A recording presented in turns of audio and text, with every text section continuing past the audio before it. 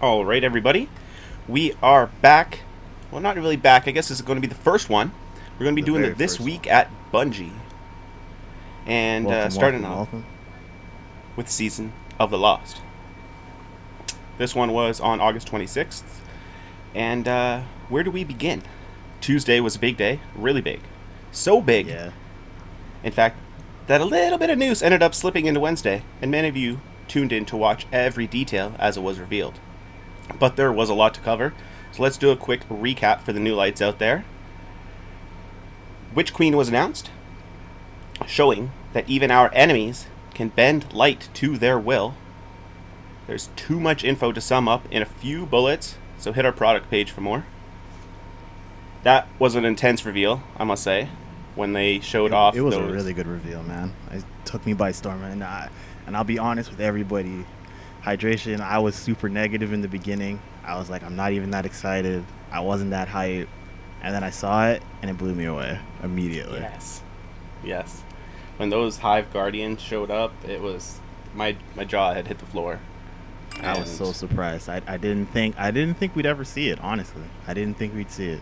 No, that was not even on my radar as far as a thing that might happen. So it was very awesome to see that. So the Season of the Lost is now live, and A Tale of Two Queens has begun, along with crossplay, and they announced the 30th anniversary. So let's hop in here with the new season. So far, I've enjoyed it. It's only the very beginning. We've only had a couple days now, but I mean, for week one, honestly, it's a very solid narrative. Like I won't say I was surprised because I was kind of like expecting it since Season of the Chosen and the last season that we just had, Splicer. The narrative has been really, really strong, and with Mara coming back, the reveal of Osiris not being Osiris. yes, The bar was set really, really high as far as narrative was concerned. So I knew that was going to be there, but my main concern now was like weapons and loot and what are we going to be able to get, what can't we get anymore, stuff like that. and I must say, considering just the loot right off the bat, I've seen plenty of things come back into rotation, and I've only gotten a few of the new items, and they're already pretty fun to play with. Yeah, they're So really good I'm indeed. looking forward to what else we might find. Crossplay now is live, so this has been a long time coming.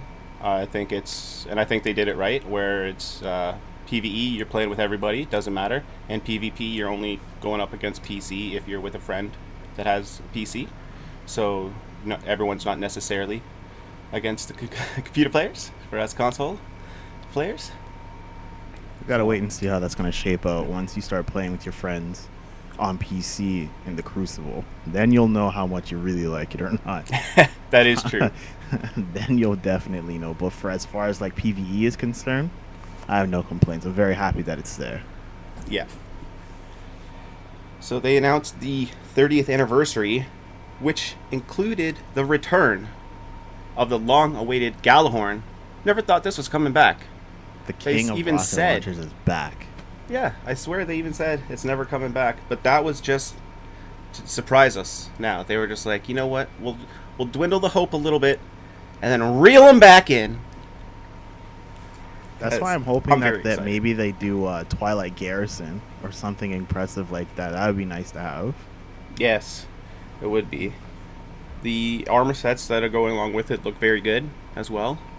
And Definitely, yeah. That Armor sets look Galahorn, really good. the Galahorn Sparrow looks pretty nifty as well, I must say. I don't even remember what it looks like. All right. As we continue with the T.W.A.B here, it says, as for quality of life improvements for our PvP players out there, we have some fun news on the security front and for trials as well. They announced a partnership with Battleye Anti-Cheat to begin the soft launch for new security improvements to Destiny 2.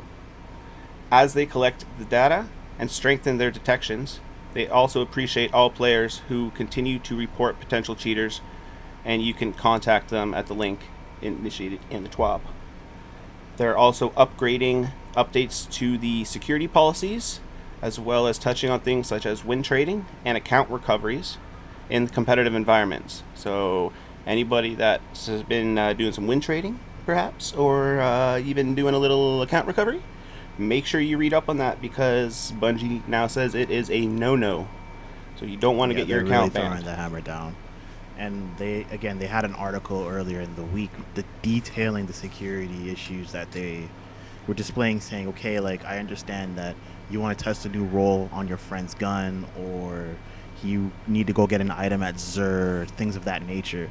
They said those are non-offendable things that can happen, but they strongly advise that you do not share your account with other individuals, because if Battleye picks up an anomaly of some kind, especially if it starts detecting your account running on multiple different devices on a consistent basis, or you're in the Crucible and for whatever reason, you're like a 0.5 and then all of a sudden you're in Trials and you're a 2.5.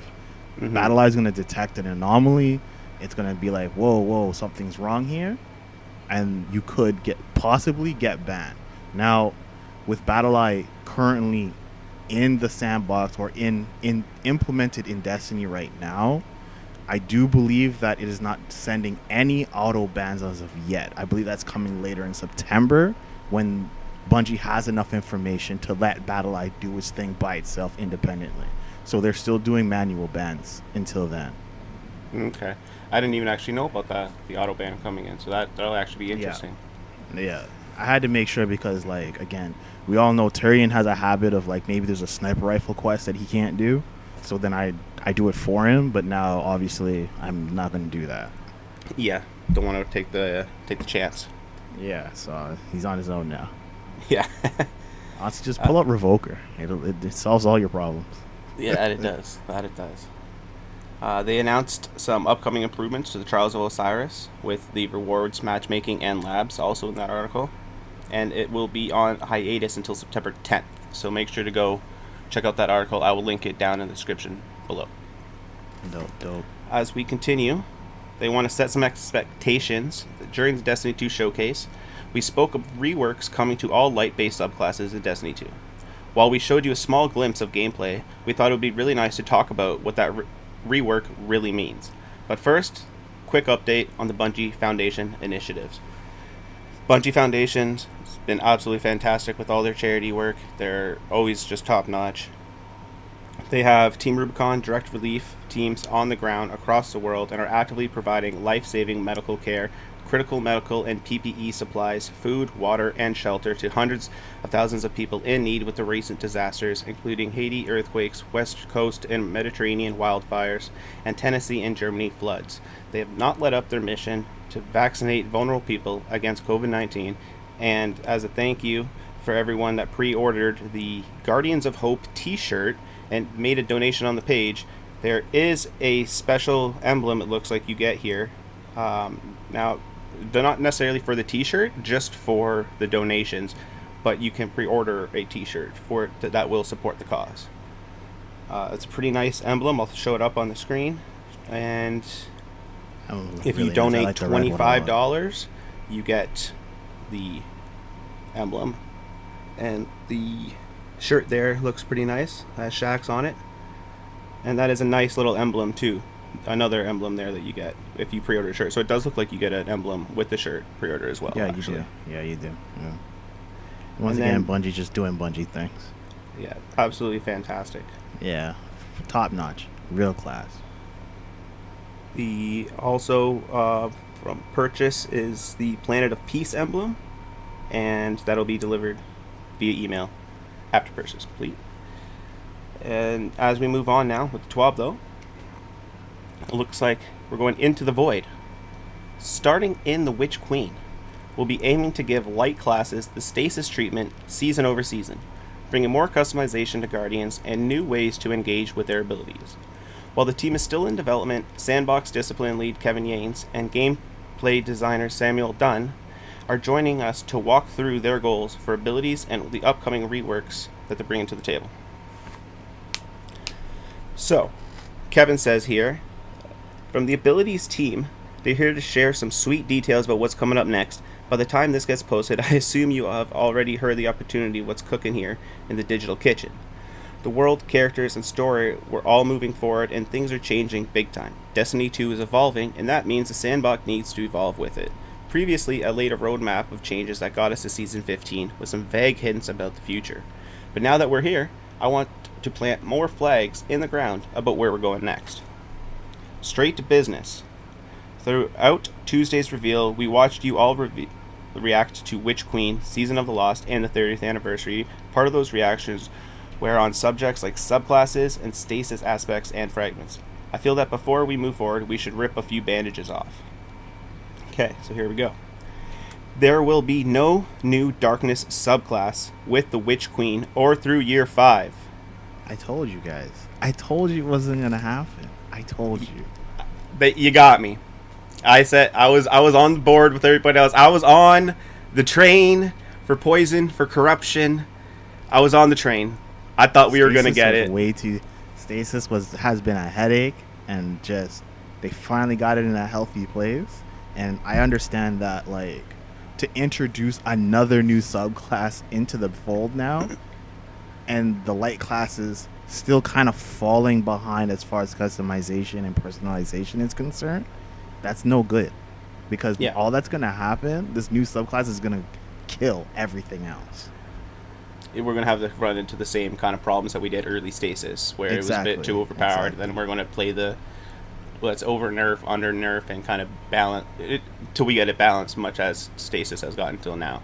And still, we're working on it. So it made a lot of sense, and I think it's good on them that they're being honest about it, and they're just saying, look, we're not going to have a subclass ready for you guys yet. It's going to take us a bit before you start seeing new subclasses. And again, we still have Lightfall and that other DLC coming, so there's still hope for another one soon. Yes, with the reworks coming to the light subclasses, which should take priority, I believe, over the new subclass anyways. So I have to agree with what's going on. They said here, we made the call to refocus ourselves on light-based subclasses this year. As you'll see below, this doesn't just mean a port, but also new and exciting stuff. There are no new stasis aspects or fragments arriving alongside Season of the Lost, which some of us have already noticed as we went to Elsie and she had nothing. They said similarly, we want to focus on different initiatives instead of adding more to stasis. We feel that the subclass build variety is in a good spot and was likely to benefit from tuning changes more than new stuff. To the end that we prioritize Season of the Lost balance patch with another patch you'll hear about debuting with the 30th anniversary. Okay, so nothing new's coming to Stasis. They feel it's in a good place, and they're going to focus on the light. Yeah, and it just was a really good tuning idea. Things, which I agree, because every time they bring in another fragment or multiple fragments, it just opens up another can of worms. And there's already a good variety, I feel, with the fragments. You do different builds for PvP and PvE, and depending on what you're doing in PvE necessarily too, right? I agree. Completely agree with you there. So, Combat Reforged. We're going to take a quick tease on featuring what we're calling Void 3.0, a new interpretation of the Void subclasses and fantasies. In the coming weeks, you'll hear about changes we're going to make on how players regenerate ability and how those changes are going to affect PvE and PvP with our 30th anniversary release. A few examples of changes in the pipe: a reduction to how many one-shot kill abilities are available in the Crucible, and shifting super energy regeneration so that players are rewarded for participating in combat versus waiting for a timer. Later in Year 5, we hope to share more info on an initiative that the team is discussing internally right now, making ammo generation a more deterministic and consistently paced experience across all activities. I hope what I'm describing here paints a clear picture. The game is evolving for the better.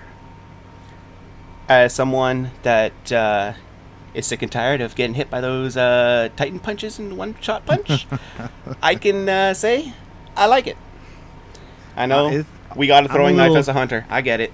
I'm a little hesitant. I'm not going to lie. I'm a little hesitant because my only thing is shoulder charge is known to be the one-shot thing. And, you know, it's not absolutely terrible that we lose our one-shot ability as a Titan, because in all honesty, when you think about some of the Titan abilities that are like Crucible meta, No one's really using shoulder charge as much as opposed to like bottom tree striker, bottom tree sunbreaker, even middle tree doesn't really one shot unless you pair it with the right exotics. The stasis can't one shot either. So No. you can kind of see they were trying to head in that direction anyway, where they were going to lessen that frustration of, I guess, like an immediate comeback factor or something that was just too easy to do, and a lot of rewards for doing it.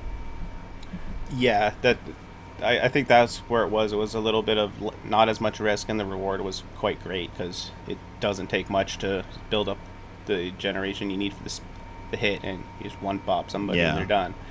So, Yeah. but we'll see we'll see how that happens. It'll be interesting to see.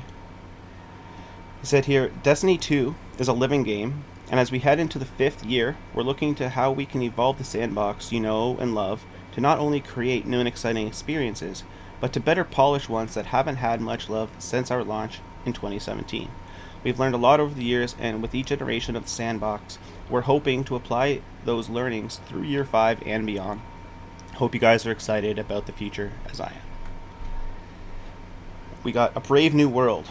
As you saw in our reveal event, we're going to be doing some serious revamps in the existing light subclasses in Destiny 2. Our Void, Solar, and Arc subclasses and damage types have been with Destiny from the very beginning. In fact, some of the players' fantasies and mechanics in Destiny 2 today are some of the same that debuted with Destiny 1 back in 2014. And while we've had refreshes in 2017 and 2018 with Destiny 2 and Forsaken, these subclasses have, in some cases, been left behind by the new power bar and build crafting goals of the game. To help solve that problem, we're going to take these subclasses back into the shop to retrofit, remix, and reinterpret the gameplay fantasies and mechanics by integrating them into a modern subclass experience. It's a lot of words. That was a lot of words. But they're reworking the subclasses, and I like it. In Destiny 2 Beyond Light, we introduced a new subclass system we dubbed internally as Subclass 3.0. The goals of Subclass 3.0 were to create an experience that gave players more customization akin to Destiny 1, while also meaningfully evolving that experience. To us, Destiny is best when build crafting, best in class action, and power fantasy all meet to create gameplay experiences you can't get anywhere else. And I agree to that. There's things you can do in Destiny that you just cannot do in other games, and I think that's a big reason I am constantly coming back to it. And I come back every season. That's kind of like everybody, even during like year 1 of Destiny, like it was super frustrating when it was double primaries and 4-man fire teams in Crucible and repetitive, not enough strikes, not enough anything in the game, and we just all kept playing it still. Regardless of how angry or upset we were, we just kept playing the game because obviously there's something there that the game does that no other game will do for you, regardless of how you feel about Destiny. Yeah, exactly. Alright, was staring out into the void. They said with Void 3.0, we're taking the subclasses you know and love and remixing them. That means adding new abilities and mechanics, ditching some old ones where it makes sense to do so, and spreading out existing ones to create enticing new combinations. Our hope is to retain playstyles you know and love today, and to create some exciting new ones you didn't even know you wanted. I like the sound of that. We can't wait to see what you all think about these changes, and as always, we're going to be looking forward to responding and feedback. With that said and done, he's going to bow out and let the team do the talking. Sam comes in here saying, howdy everyone, Sam Dunn, abilities designer on the Sandbox team, and they're going to dive into a little bit more what we can expect with Void 3.0. A new shape. As Kevin detailed above, we're in the process of updating Void, Solar, and Arc into the new Subclass 3.0 system used by Stasis, where you can pick and choose from a selection of supers, grenades, melees, aspects, and fragments to craft cool and unique builds tailored around your playstyle. In the Witch Queen, you'll experience the first phase of this metamorphosis as you wield the powers of the Void in your fight against Savathun and her Lucent Brood. It's important to reiterate that this update will change things. Destiny 2 has evolved significantly in 3 years since Forsaken, and we believe that the light subclasses needed a shake-up to keep up the pace. Much of the Void gameplay that you know and love will continue to exist, albeit in a different form, and a few things won't be returning, and there are some exciting new additions we think you'll have a blast with. To paint the picture of how we're approaching the 3.0 Void rework, our main goals are here as follows. To preserve the strong existing power fantasies of Void, we want to focus on what makes the damage type fun to use and give a cohesive identity that can be felt throughout your subclass, while also adding sweet new toys that feel like natural extensions of your Void powers. Sounds kind of interesting. Sounds kind of fun. So far, so good. Can't complain. Provide new and exciting build crafting possibilities through a combination of aspects and fragments. We want you guys to not only be able to craft similar playstyles to the old subclasses, Diamond, using the new system, but also to explore a bunch of new ways that your Void abilities can work together with your armor and weapons. Setting up the framework for the systemic integration of the damage type into the rest of the game. We believe that Stasis was very successful in providing a set of shared combat behaviors, or verbs, that can interact with each other and with other elements in the game. With Void, we want to double down on this effort and reorganize the subclasses in a similar way. We're planning to continue with this for Solar and Arc going forward. With 3.0 update... Sorry to interrupt you. Sorry. No, yeah, go ahead. What's coming out at me immediately is these aspects and fragments. It has me a little worried because it's like, are we going to have to regrind our light subclasses the same way we had to do for Stasis? Because me personally, I hated that Born from Darkness quest line. It was mad annoying. That's just me though. Mm-hmm. So just wanted to get that out there. Yeah, it's a good question. It almost seems very likely that it'll be a very like basic. I don't want to say basic, but I guess it just in a sense has to be a basic Void one, like much like Stasis was at the beginning, and then each time the fragments and aspects come into play, it'll evolve, and then we'll but it does seem like maybe some of the old things and builds that people are used to, we might have to wait until that fragment or aspect potentially comes out, if it comes out. I'm not sure how that's actually going to work. So it's a little sad face, but we'll see. Hopefully it's not too grindy if we have to grind for our subclasses again. Mm-hmm. Yeah, I would imagine it would be similar to the Stasis one, where you have to go around and find the fragments themselves, potentially. But who knows? Maybe they know people don't want to have to do that. But we'll see. We'll see. For sure. With the 3.0 update, we are defining a set of core keywords that will be used by various perks and abilities with each Void subclass, akin to slow, freeze, and shatter verbs used by Stasis. Each class will specialize in a few of these verbs, but it will be possible to dabble the rest by coordinating with your fire team and a certain combination of abilities and fragments.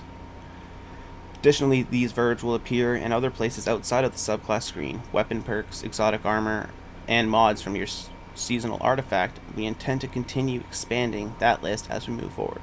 We believe that these systemic interactions between your abilities and your gear are the core of the Destiny build crafting system. Within Void, there are 3 negative status effects that you will be applying to enemies. Suppression, which the target is knocked out of, and any active abilities can't be active. Any abilities, movement mods, as long as the suppression persists. Afflicted enemy AI combatants can't shoot their weapon. They will also... Nice. Yeah, that is sweet. They will also weaken. The target takes increased damage and has their movement slowed. Enemy AI combatant fire their weapons with decreased accuracy. And volatile. Yeah, that makes more sense. So, and suppression completely suppresses them. It says volatile here. The target is afflicted with unstable Void energy and will explode upon taking additional damage or on death.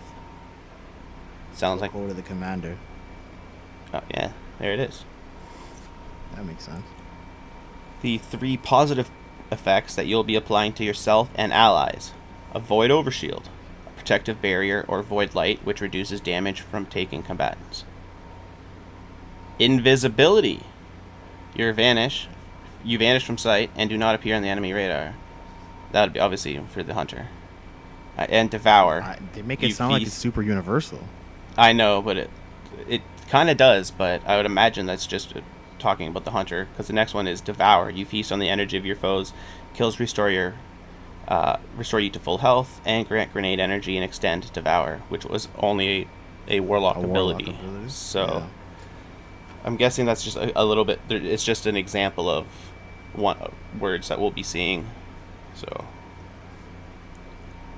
yeah, these verbs should all be familiar to veteran players, which I've heard of all of those words before, and I'm sure you have. Yeah. But now that they exist, a broader systemic framework will allow them to consistently spread their behaviors across the game, where previously they mostly existed in their own siloed off subclasses. We got Old Dog's New Tricks coming up next. To close this section out, here's a preview of some of the new and updated abilities that you'll be able to play once the Void 3.0 drops. First up is the Night Stalker Hunter. Okay. All right. Shadow Shot Mobius Quiver Super. Fire 2 volleys of 3 void arrows in a cone, which seeks out enemies and spawns void anchors on impact. Shadow Shot makes tethered enemies volatile and deals increased damage to tethered targets. Okay. That sounds kind of fun. That sounds like a massive PvE add clear ability. That sounds really good. I like that a lot. One of the main usability pain points of the current iteration of the Mobius Quiver is having to press the super in input a bunch of times to fire each arrow individually, which is cumbersome and takes a lot of time and often results in a player drifting somewhere they didn't intend to, off a cliffside. Totally hypothetical example, by the way. Yeah, I have never accidentally sent myself off the map firing a tether. Never. No, of course not. By firing multiple arrows at once, it should be a lot easier to blanket an area with a trap in preparation for a fight or to burst damage on a boss. I really like this update. I think that's a very good change. That's a really, really good change. I like it. Stylus Executioner. It's an aspect. Defeating a weakened, suppressed, or volatile target grants invisibility and true sight. After performing a Stylus Execution, your next melee attack, while invisible, weakens enemies. Wow. Okay. That weakens enemies, depending on how big the debuff is, could be a nice little thing. Yeah, and of course, true sight plus invisibility is always nice. It does. It definitely was like, hey, punch that guy in a fancy way. That's all it really was. Is you want to look cool punching somebody, here you go. Yeah, they're like, hey, we put this system in. People need to use it more. I can't blame them. It's a fun system. They got a lot of cool finishers. It's a very good system. Exactly. A twist on the Middle Tree Night Stalker's current flawless execution perk, this aspect allows the hunter to specialize in defeating debuffed enemies and keep looping their invisibility. That sounds very fun. Anything I can to keep going invisible in a PvE thing, especially the harder ones. It's like a true assassin's class. I like it a lot. Yes. Next up, we got the Sentinel Titan. Let's go. Overwatch aspect. I hate that game.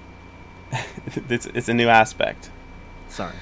Cast a Void Empowered Barricade to grant a Void Overshield to yourself and nearby allies. The Empowered Barricade slowly regenerates the Void Overshield of allies bunkering behind it.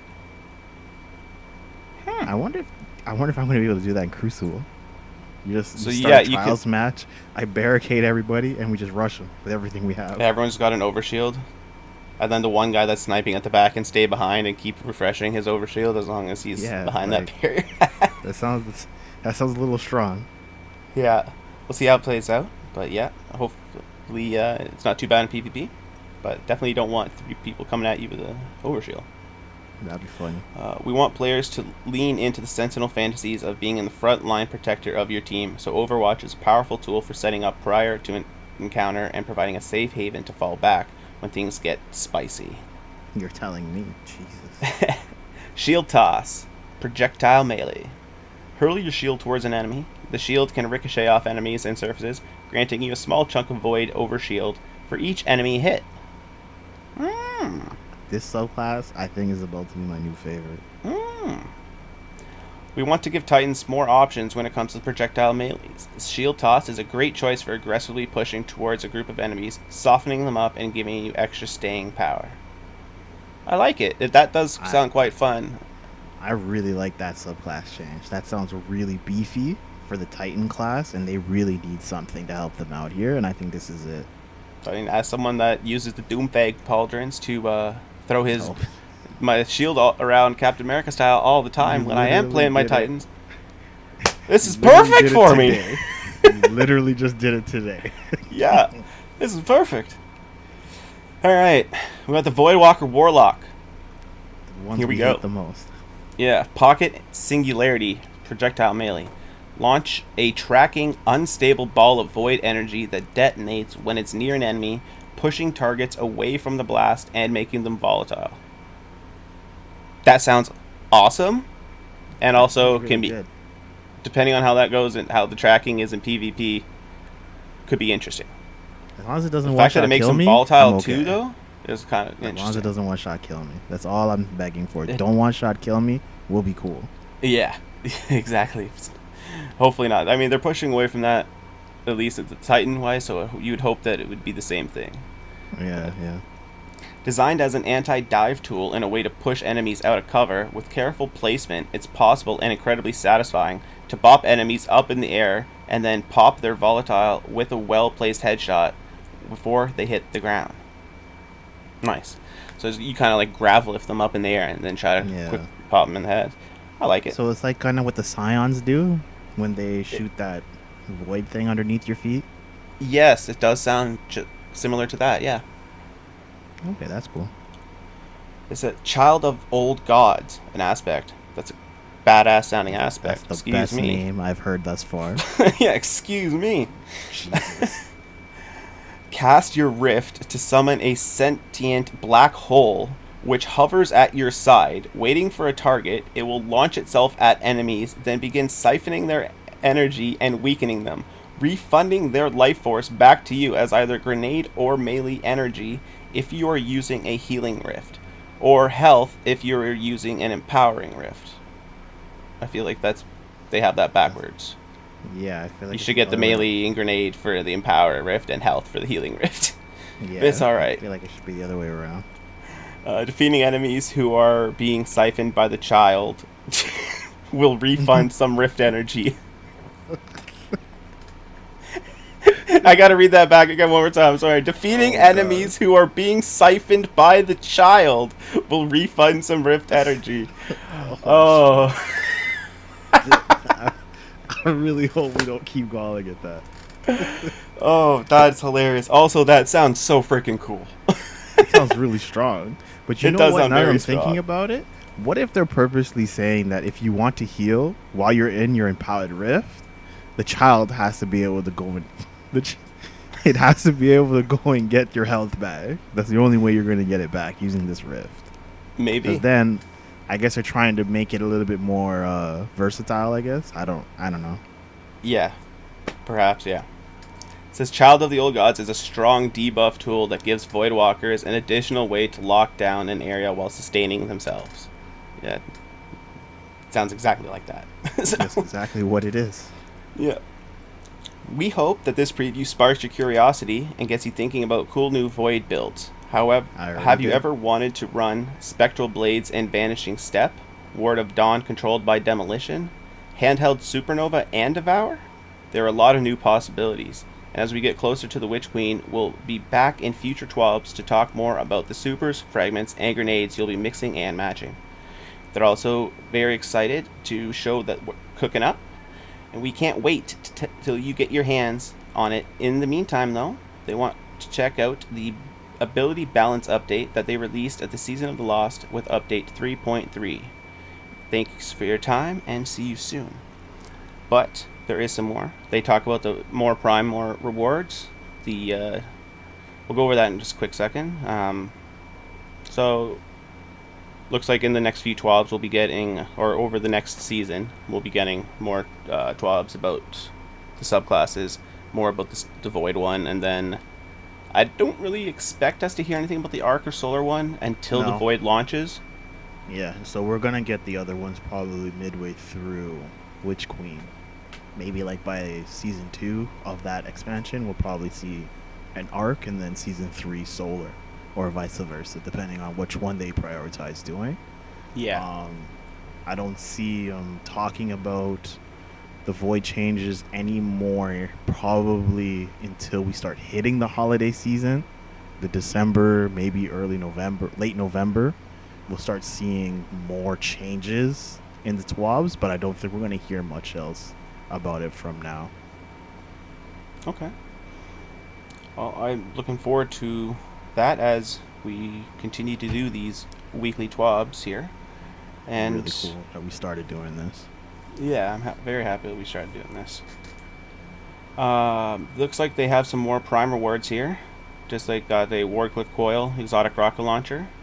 It looks like you actually just get the rocket launcher itself. The Diesel Punk exotic ornament for the rocket launcher. The Eon Drive exotic Sparrow. And the Lost Legendary Ghost projection if you are on Amazon Prime member or a Twitch Prime member. Go in and get those rewards. They would also like to announce here that the Cocoon and Urchin error codes that have been plaguing people, it says here that when the Season of the Lost was released, Destiny players saw an increase in players receiving error code Urchin after completing Season of the Lost missions, and Cocoon, this error occurred when players tried to obtain a new quest step with a full quest inventory. So players who are receiving the Urchin error should make room in their quest's inventory so that the additional quest can be added to the inventory upon completion. So that will fix the Urchin error if you guys are having that problem. Didn't even know it was a problem.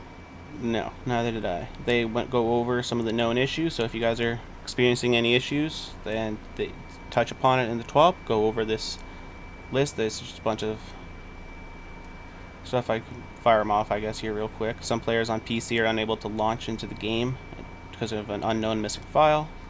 In Mission Cocoon, players on PC will experience game crashes. Opening the armor synthesis screen with a piece of faction armor, Dead Orbit, Future War Cult, or New Monarchy equipped will cause the game to crash. Trials of Osiris gear may not show up correctly when previewing the gear on the detail screen. In the Shattered Realm activity, players may not be teleported when the screen is fully white. Players should continue to walk forward until they are teleported. Players who have already acquired most or all of the existing prophecy rewards are unable to acquire the newly reprised Trials of the Nine weapons from the activity. We are investigating the issues relating to multiple steps of the Wayfinder's Voyage quest not completing as intended. Players are stuck on a step, particularly step 4, should abandon and reacquire the quest to continue progressing the quest. The barriers surrounding the Scorch cannons in the Fallen Walker public event repel anything near them, preventing heroic completion of the event. I actually haven't done that public event recently, so that's kind of interesting.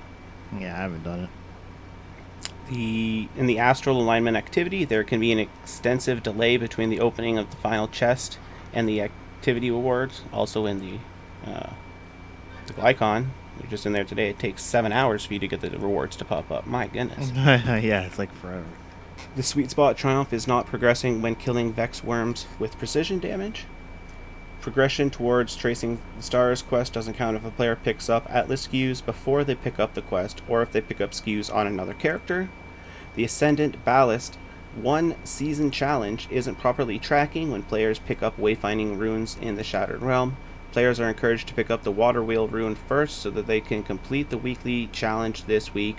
Players affected by this issue will have to wait until week 2 of this season to complete the challenge. The Lucidity Preorder emblem from the Witch Queen DLC is not showing up in the collections. That's unfortunate. Mm-hmm. Some players are blocked from entering the door in the Vault of Glass opening encounter, so players who leave their fire team, return to orbit, and rejoin their fire team can receive the rewards and progress through the rest of the raid. Knights in the Prophecy dungeon are incorrectly dropping light and dark modes based on the player's location. That's never fun.